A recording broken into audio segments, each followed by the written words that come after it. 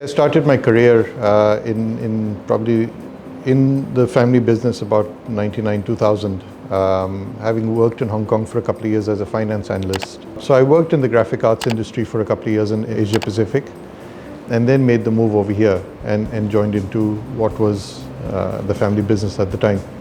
The business at that stage was mail order, consumer electronics retail, and some distribution businesses that the family was in. So I got involved initially in various areas of the business, but being a finance and investments major, I was put to look at the finance area in the beginning. But that didn't last very long.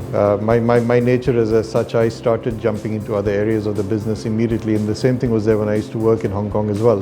One of the first things we did was we had an e-commerce business that we had launched in 99, 2000, and I sort of took over that business at that stage as well.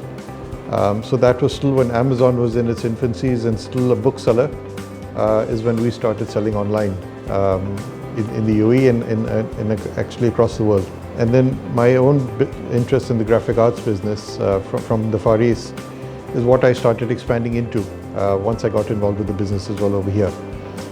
So we did start working with various other companies, basically selling large format printers, which was a business that we were never in at that stage. Dubai has become a base for so many things, and technology is one of those areas. And I've been involved in a lot of the technology spheres right from the beginning.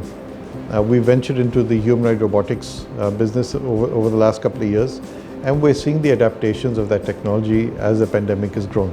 So today we've got solutions that work for disinfection, we've got solutions that work in the healthcare sector, we've got solutions that work in the education sector, which are all sectors that are today in demand and are growing.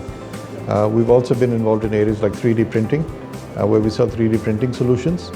And as we keep going on, we find new applications for that technology in the area. So I think we've been fortunate because we've been in the technology sector. And if anything we've seen in the last 1 year, the demand has only grown.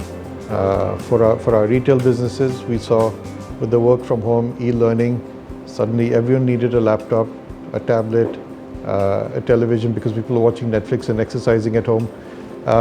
The bigger challenge for us was actually dealing with the shortages of supply.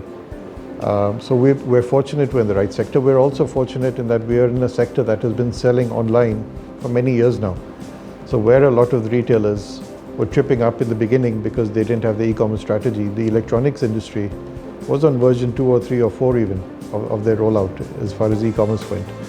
So we were better positioned to be where our customer is, whether online, whether on their phone, or whether in the store. So Jacky's turned 50 in the year 2020. So it would have been a year of a different type of celebration, but we had to, of course, tone it down with that. And the one thing we did realize is the opportunities that we got by being in this country, being in the United Arab Emirates. We are literally in the center of the world, and that gives us the confidence to grow and expand as if we were in the center of the world as well.